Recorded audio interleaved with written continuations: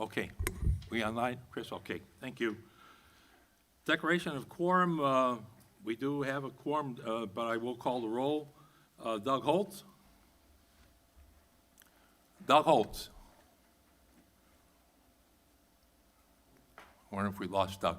Okay, Oh, Jill I'm here. Doyle? Doug is Doug here, Holtz okay. is here. Okay, thank you, Doug. Jill Doyle? Here. Brian Ferguson? Here. Bob Beaudry? Here. Joe Planka's here, we have a quorum. Next item on the agenda is approval of our meeting minutes from February 22nd, 2021. Are there any comments or changes to the minutes from the last RDC meeting? Hearing none, do I have a motion for approval? I'll make a motion to approve. Okay, Jill Doyle, I have a second. This is Doug, I second. Okay, Bob Beaudry, second. All in favor, please signify by saying aye. Aye. Aye. Okay, we got Doug Holtz, so we unanimous. Next item on the agenda is the Grand Junction update from Jeremy Lawler. Jeremy, are you online? Good evening, everyone. I am here. Can you hear me? Yes, we can hear you. Great. Yeah, I'd first want to apologize for not being able to be there in person, but I got a quick update. There effectively is a couple-minute drone flyover video that I believe John is going to show. John, do you have that available? It's in the email that I sent you. Jeremy, I don't have it in front of me right now. Okay. If you guys want to go to William, I will get the video and photos to John real quickly. Thank you. Okay, in the meantime, also show we have Jimmy Cox in attendance as a school board representative, if you will, John, thank you. Okay, William Got Knox, are you online, sir? I am. Can you hear me? Okay, all yours, William. Good. I apologize as well for not being able to be there in person, and I'll try to be quick because I know you've got a fairly packed agenda. But as a general update, as it relates to the campus, things are going really well. I'm looking forward to sharing with you guys during our next meeting some of the Q1 numbers and also some projections looking at Q2. Things are trending well. By the time we meet next, we would have opened our outdoor fields, which is when our activity significantly increases.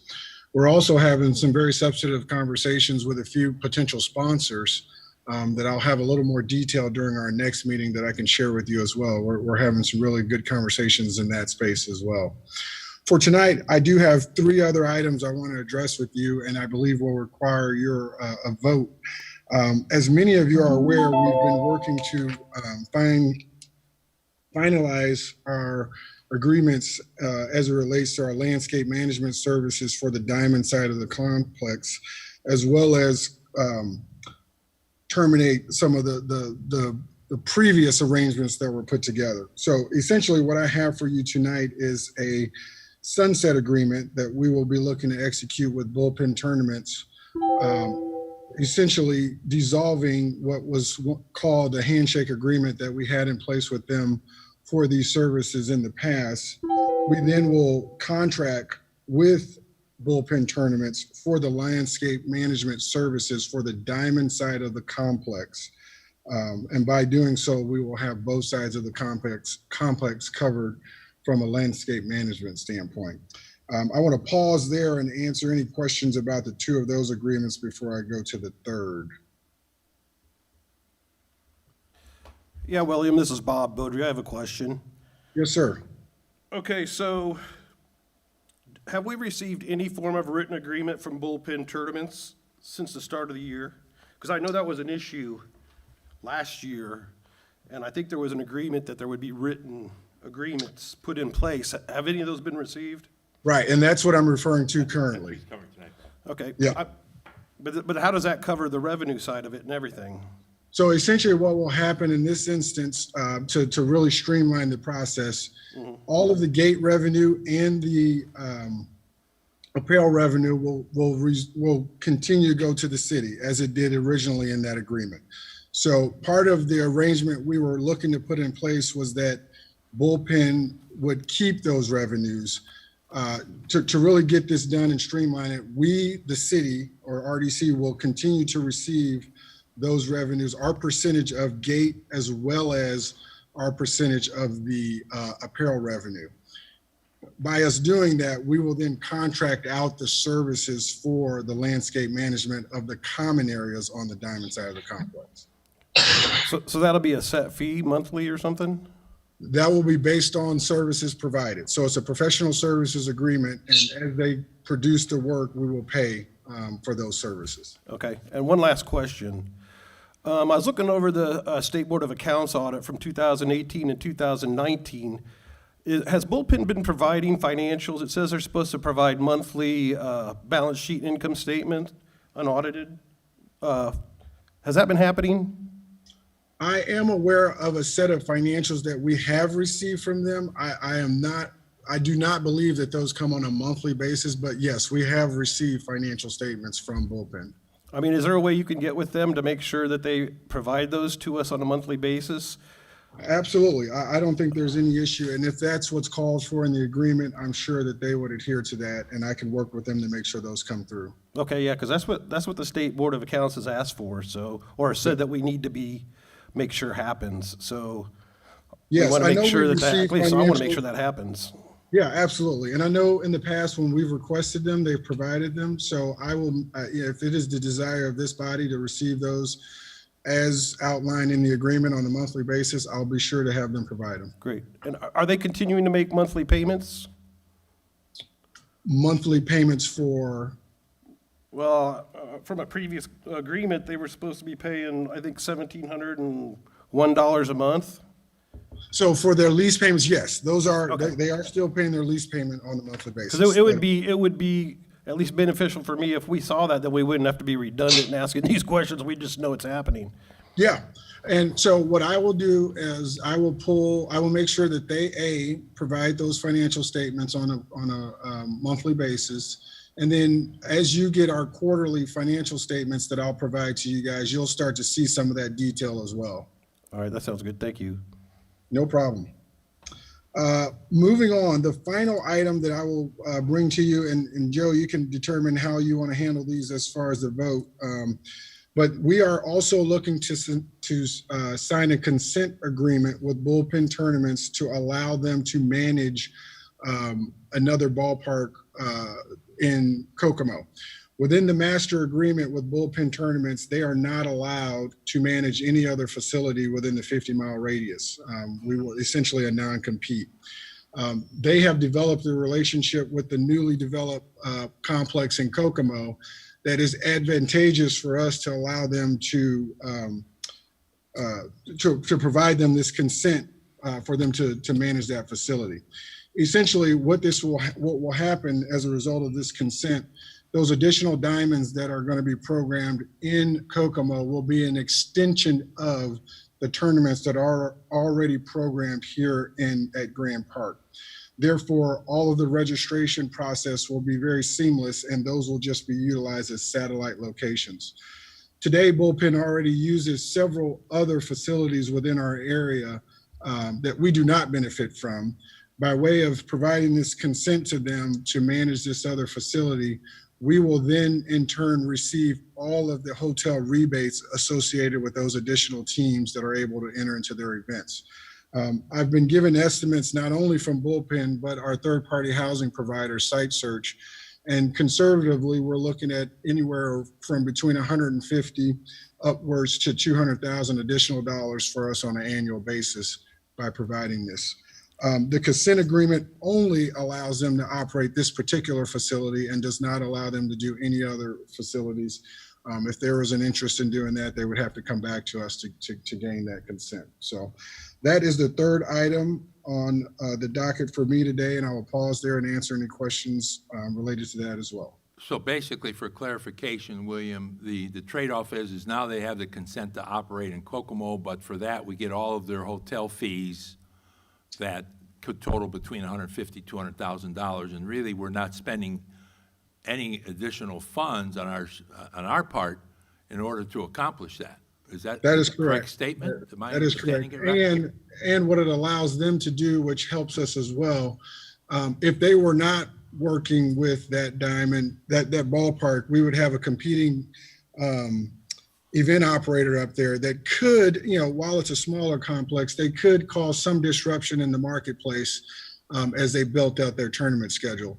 Now this will be very seamless because it's already a part of the bullpen infrastructure, and we will also benefit financially from the hotel rebate. And of course, if it was a different organization than Bullpen, we would get zero No. from. And then we would have to continue to fight for our market share within the area, which, I think we could do, but it just wouldn't be a great situation. Okay, so let's go back to your first item, William, which I understand is the sunset agreement. Is that correct? Am I stating That is it correct. correctly? So what we need is a motion to implement that sunset agreement with Bullpen. Hey, excuse me, I have a question first. All these things we're voting on, these agreements, William, do we have anything in writing that outlines exactly what we're voting on, or are we going by word of mouth? Because I haven't seen anything in writing. I'm not comfortable voting on stuff like that without it in writing, some kind of agreement. I'm not saying I'm against it, but it needs to be documented, and I think under the state guidelines, we have to have some kind of an agreement in writing or contractual agreement that spells things out. Otherwise, all we have is a word-of-mouth agreement, which it doesn't work. I'm not comfortable with that. So all of the documents that I have referenced have been pulled together by our legal counsel. So these are all written agreements that have been vetted by legal counsel and are ready for signatures. So no, it's not just the word of mouth. These are all legal documents that we put together to execute these three. This is Brian Ferguson. Is there some reason why those documents weren't put on the website so that we could see them before we were being asked to vote on them?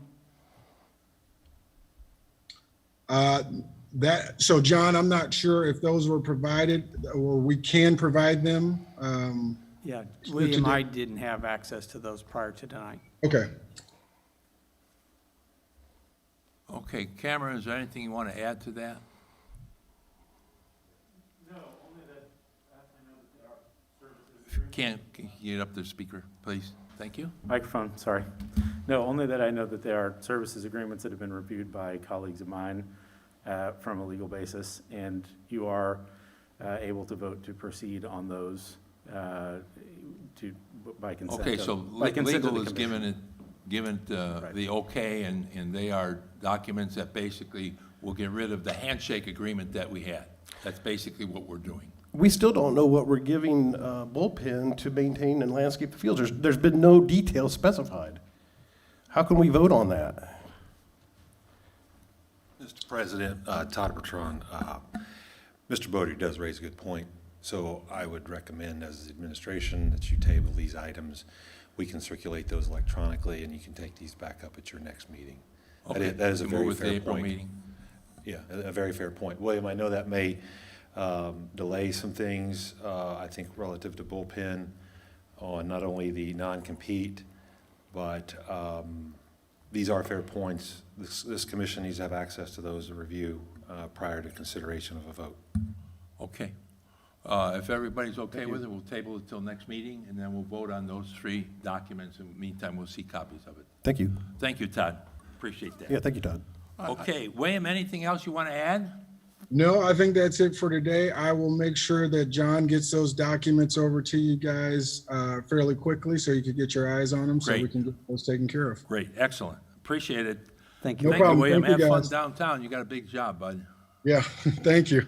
Okay, next item on the agenda is the RDC 101 class that, Can I give Jeremy a I'm shot? sorry, Grand Junction, I'm sorry. We got Jeremy back online here? Yeah, I think we have Okay, the video and photos ready to go. okay, cool. So there's this is as of last Tuesday. It's just a drone flyover. Vicky does have one that is set to music that is a little more appealing and that we'll get out to if y'all want to see it. Same video, just with some music in the background. But as you can see, since our last update, there has been a significant amount of work that's been completed. It really in the last 2 to 3 weeks, there's been a tremendous amount of change out there. So what you're seeing is a lot of the underground stuff is being completed. A lot of the foundation work has been done, and now we're starting to see things come above ground. And we'll just let this thing fly through, and then I have some still photos from the same video that I'll talk to you about specifically what you're seeing in the videos. Jeremy, when was the shot? Last Tuesday. Question for you, Jeremy, while the video is showing, has there been any change in the schedule with some pretty decent weather that you guys have had here recently for the month of March and that kind of thing? No official change as of yet. Our long lead time items are still related to the building facade. So we're still targeting that mid-December Completion timeframe, date, but yeah. Okay. there'll be quite a bit of stuff done before that, and as we do finishing touches and really put on the finishing touches of the plaza building, which was that stone facade that we've been showing everyone.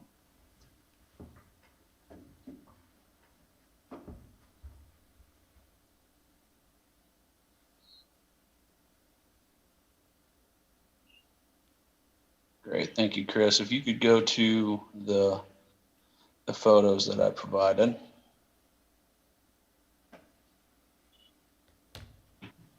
Okay, so what you see here is you're essentially looking directly south. On the bottom right, that building that looks like a boat, for lack of a better definition, that is the basement, is that protrusion you see there to the north, and then you can see the finished floor of what will be the inside portion of the cafe. And as you can see, we've got some steel up, so the superstructure's coming up. That'll continue to develop. There's tons of mechanical, electrical, plumbing activity going on in the basement. So the basement is really the hub for a lot of what's going to control the entire park. And the rough end work and detail work for that is going. So you could scroll to the next picture.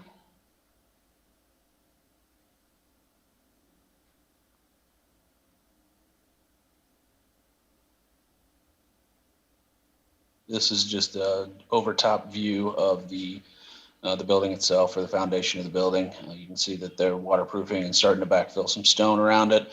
The retaining wall, which is going to be on your left-hand side, right there where the cursor was, is where the bridge will land. You have a bridge abutment on the other side that will walk down to you can see the framework for the boardwalk that will have a little kind of mini amphitheater area there. So next photo.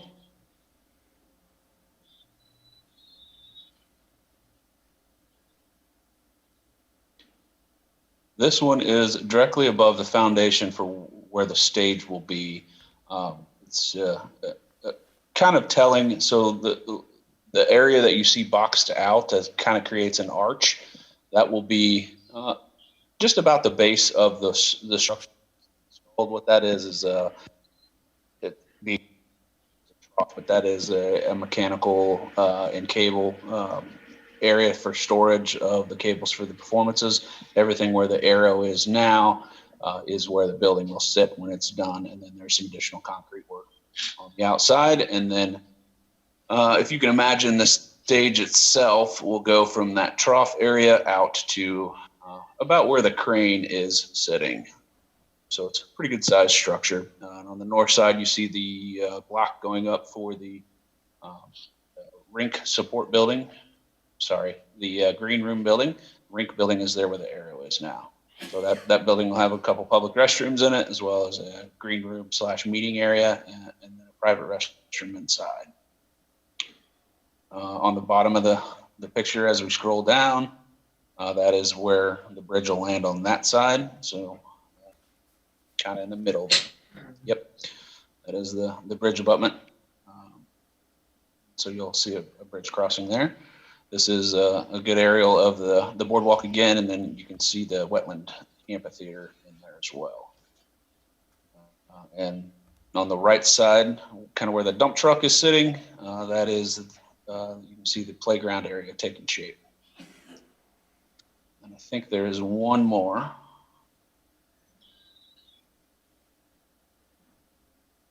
One more That's photo. it, Jeremy. That's the last one. That's it? Okay. Very good. And then you got a pretty good shot of where the bridge abutment is and those two piers where the bridge crosses there. So with that, we kind of already talked about the schedule. We are still on track for mid-December. We are getting to a point where we're starting to spend quite a bit of money every month, which you'll see as the invoices come in.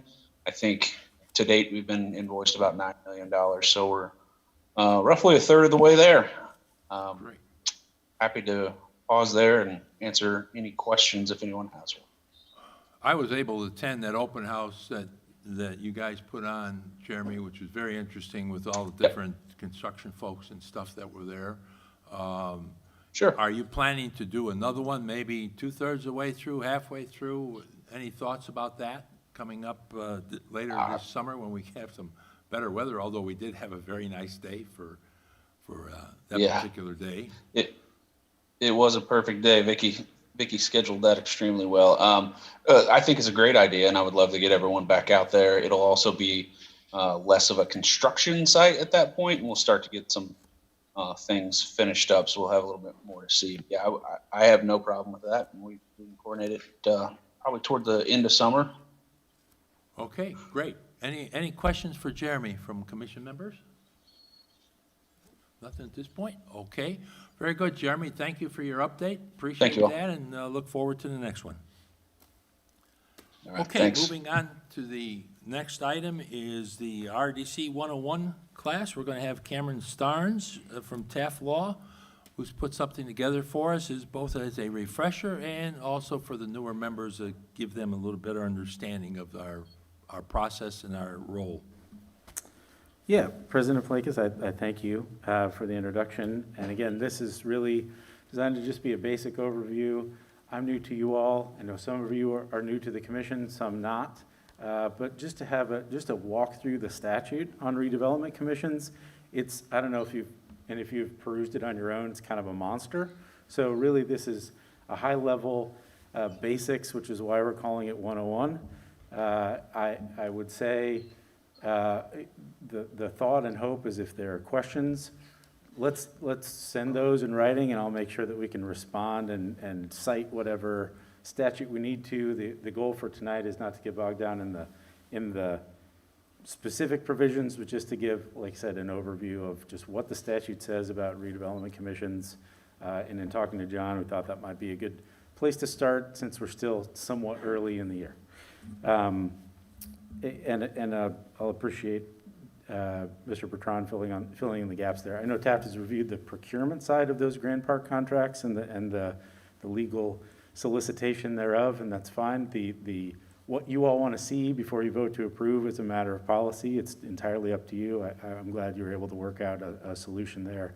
But when I'm speaking on a contract, it's usually just from the standpoint of what was the legal process? So I know we've looked at that. But just to dive in here, as many of you probably know, redevelopment commissions are created by state statute.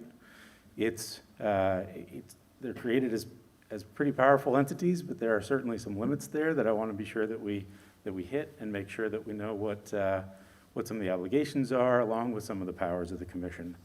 Beginning with how it's formed, it's 36.714 is the overall statute, and again, it has a lot of subparts. Some of them are used, some of them are not very often, but it's a board of 5 members that's here known as the Westfield Redevelopment Commission. 3 of those members are appointed by the municipal executive, 2 of them appointed by the municipal legislative body, and 1 non-voting advisor appointed by the executive that has to be a member of the school board of a school corporation all or a part of which are served in the same area, sort of coterminous with the Redevelopment Commission. All commissioners have to be at least 18 years of age and residents of the unit, so I hope that we don't have any issues there. And the terms are 1 year, 1 calendar year from January after appointment and until a successor is appointed and has qualified. Each officer has to execute an oath of office prior to beginning service. I guess I will ask, has everyone done that? Are we good on the oath of office and the appointment certificate with the clerk treasurer there? Do we know? Good, great, thanks. It's one of those just administrative things that can be sometimes hard to keep track of. And redevelopment commissions must be bonded to the state in an aggregate sum of $15,000. I know that we've got maybe a new insurance company on the city side. We're working that out so that we have that squared away. That's usually just an operating expense of the commission, again, required by statute. Once created, this is important to point out. I'm sorry, I have one question. So you're saying we are bonded right now, or we're not? Through the city insurance.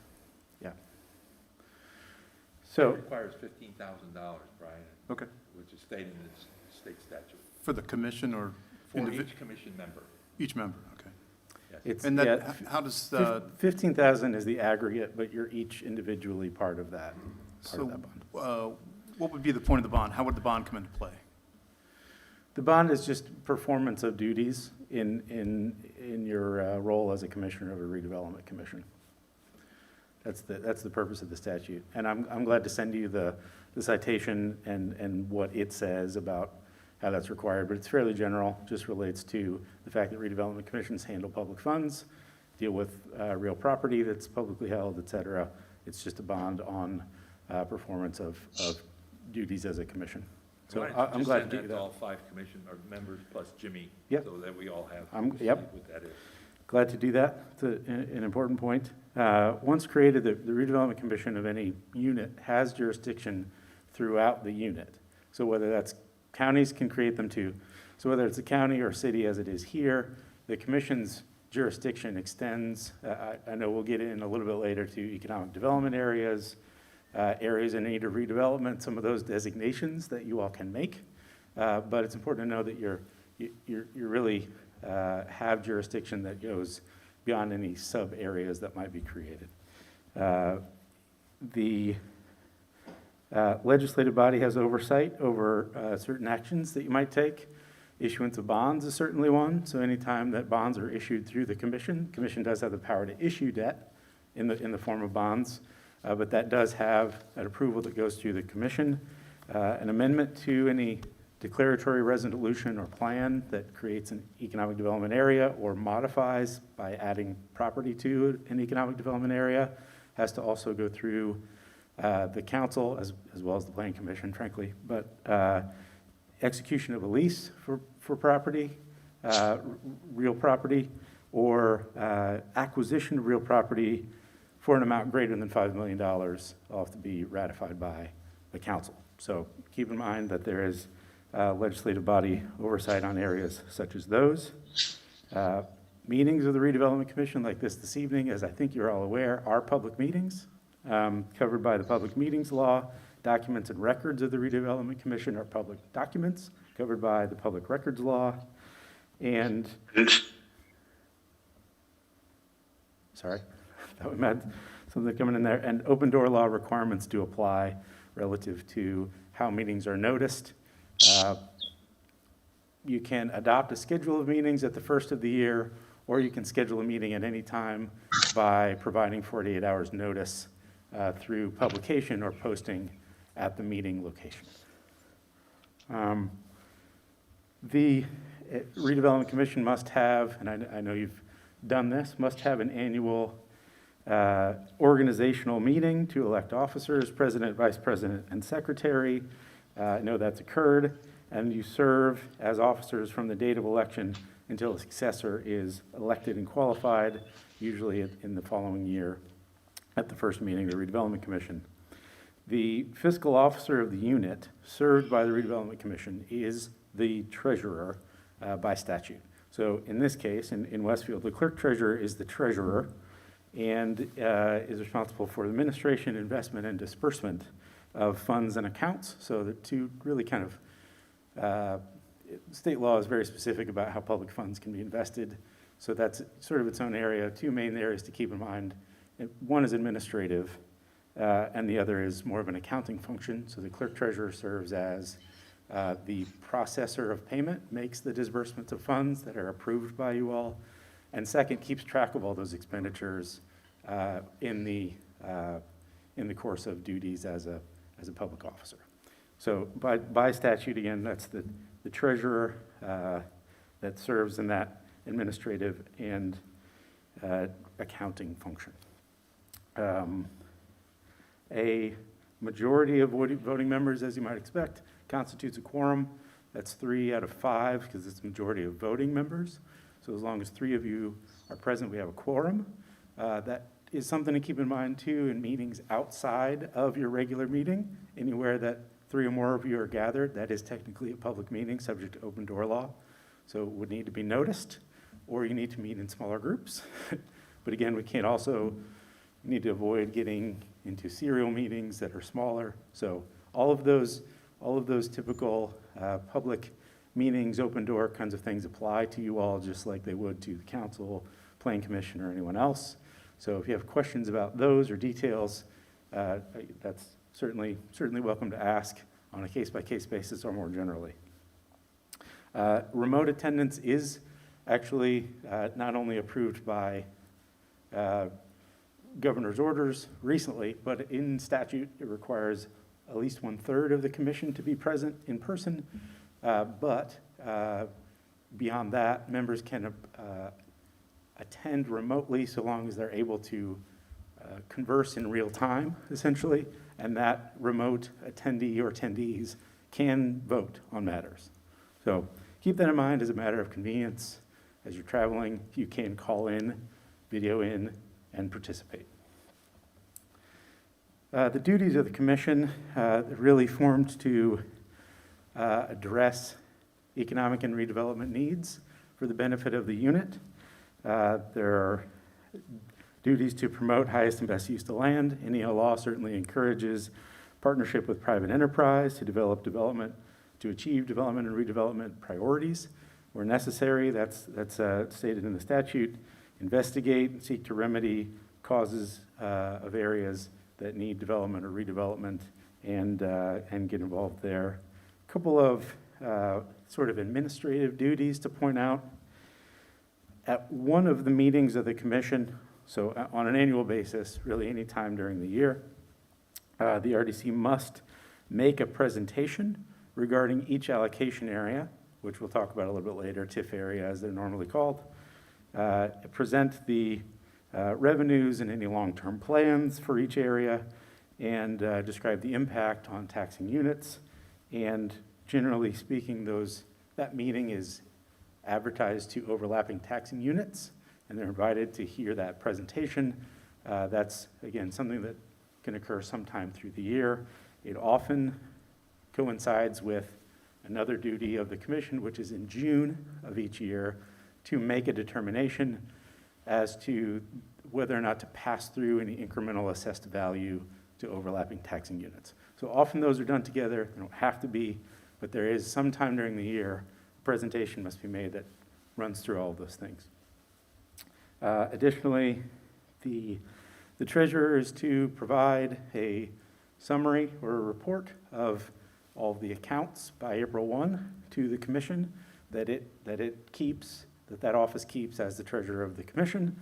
And by April 15th, the Redevelopment Commission must file a report with the city executive and the fiscal body, the council, regarding its various TIF accounts and detail about those revenues, current cash balances, expenditures, who's on the commission, et cetera.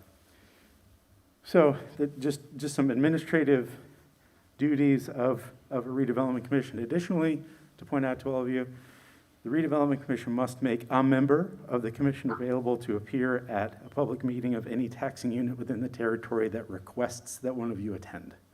So you are sort of subject to that invitation. You can defer to staff or to a financial advisor.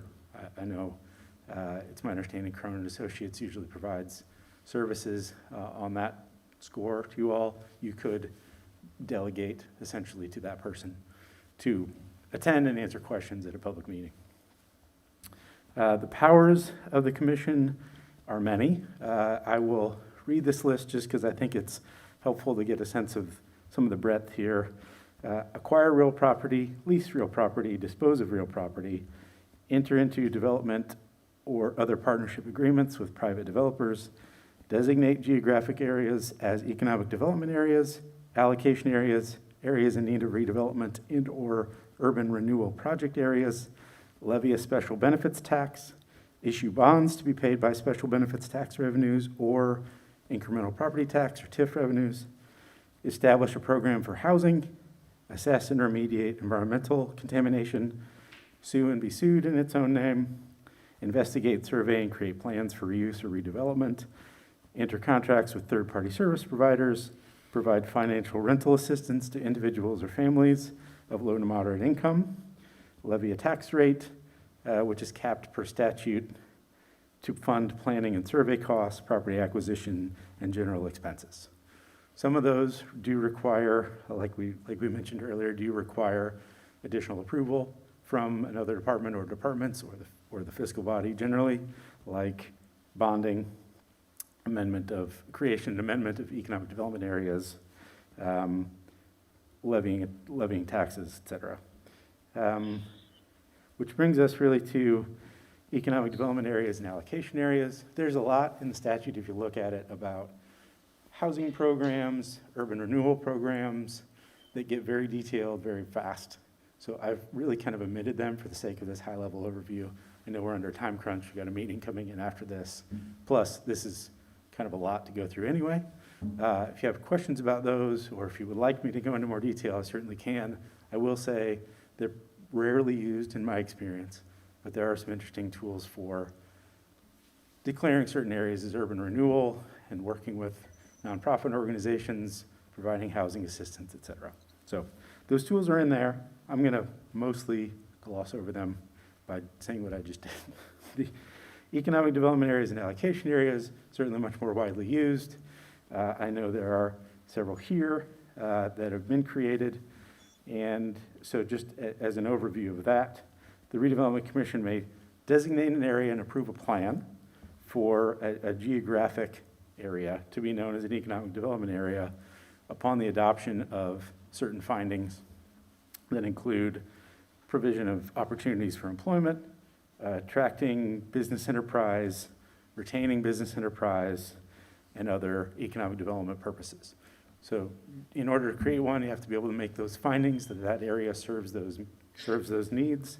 You have to describe the geography of the area, and that designation must be approved by the legislative body, fiscal body, by the council.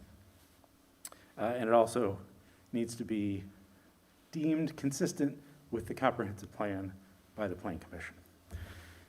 So you can't create a plan that runs counter to the existing comprehensive plan for the unit.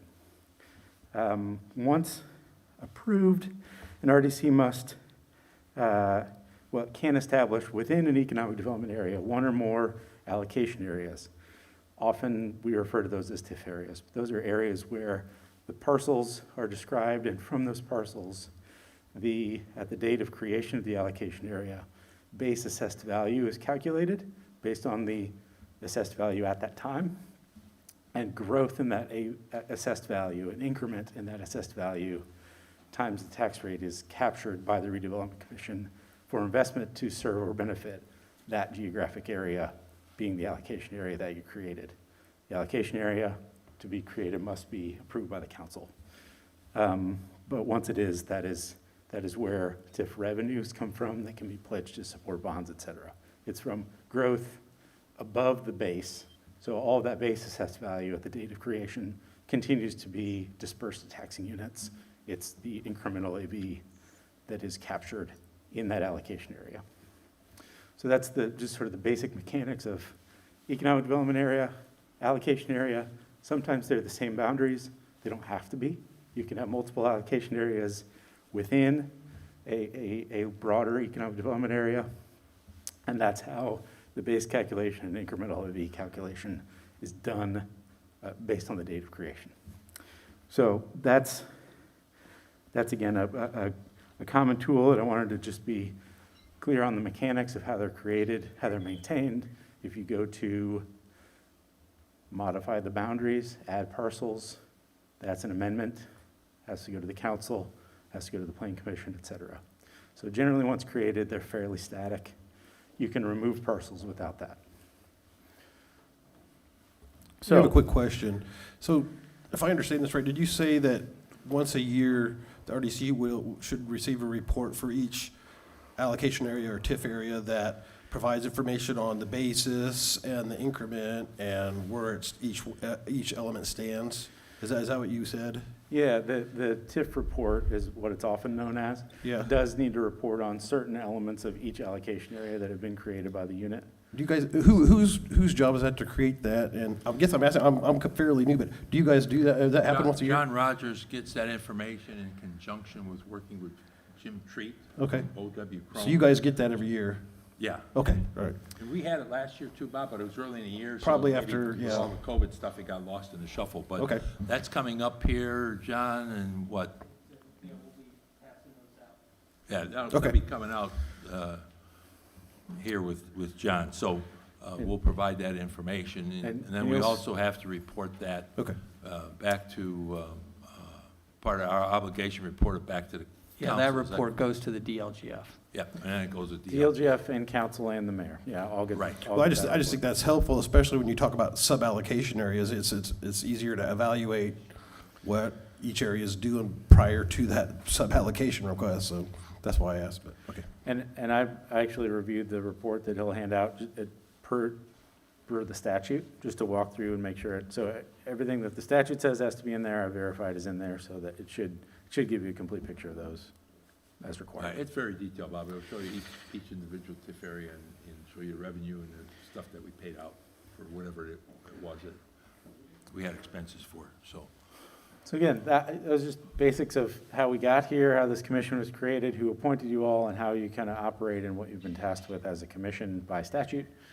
Just a reading of that. Again, as there are questions, I know we've talked for one about bonding, and that section, what that says, I can communicate that to each of you. If you have other questions, if you'll send them through John and or Joe, we'll get back to you with an answer, and we can dig into anything further. Yeah, if any of you have any questions on what Cameron has covered tonight, send me an email, but please copy all the commission members with that email, and then I will, if I don't know the answer, then we'll get the answer and get that back to everybody, including the person that initiated the original email. I do have one quick one. Thank you for the presentation, by the way. Is Taft representing the RDC? Are you the RDC's attorney at this point? We are? Okay. Okay, Sorry, you have something over here? any other questions? Jimmy, do you have one? If you got a green light, it's on. Ah, okay. There. It was not on. Thanks, first time. Can you send this presentation out just so we have it, so we can look over it, or I didn't know if you were presenting off anything specific? Yeah, I can, from notes that I have. I can send a summary. I'll send it to you each individually to preserve privilege. And the part where you listed all the different powers and authorities that we have, are there other bodies in city government that have those same powers and authorities? Do they overlap sometimes? And some of those, like, do we have the power to start them? But you also mentioned like some that have to be approved if we make a decision. Does that make sense? It did. It's a really good question. There is some overlap in some of the basic broad powers. Like, for instance, obviously the commission is not the only entity or body of the municipality that can acquire and dispose of property, real or personal property, or hold service contracts in its own name. Some of the more specific things like creation of economic development areas and allocation areas are unique to redevelopment commissions. So Yeah, how about, I will, like I said, I'll send this summary of this presentation to you all directly. And as you look through that list, it might be easier to see it in person. If you have questions about this specific power, does somebody, can another body do that, or do we have to coordinate? Then we can go from there, if that makes sense. That'd be great. Thank you. Okay, sure, thank you. Okay, good question, Jimmy. Just a few other comments, Mr. President. Just a few other comments. That TIF report is an annualized report. I think it is due out in April, typically. That is correct. Along with that, I think nearly monthly we get reports from the county assessor's office relative to appeals. What we take a proactive stance on, or any appeals within a TIF district, particularly at the 2 or 3%, we don't address appeals at the 1% level. And we've had situations where we've prevailed in those appearances before the local assessor's office or the PTABOA, Property Tax Appeal Board. So that is an ongoing process. Mr. Cox's presence on this by statute, but it's important that we do work in harmony with the school corporation, because as their tax rate lowers, not anything outside the referendum thresholds impact those tax increment financing districts. The matter that you considered at your last meeting, voted 3-2, as you know, is a sub-allocation area. And as Cameron has described, redevelopment commissions, and Mr. Cox, there is an economic development commission as well that is represented in the statute.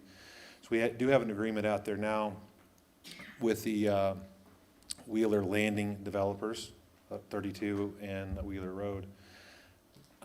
We've entered into a reimbursement agreement with that developer, wherein they borrowed the money and they are incentivized and motivated to create the increment to capture the money to reimburse them for the public infrastructure that has being constructed on their land.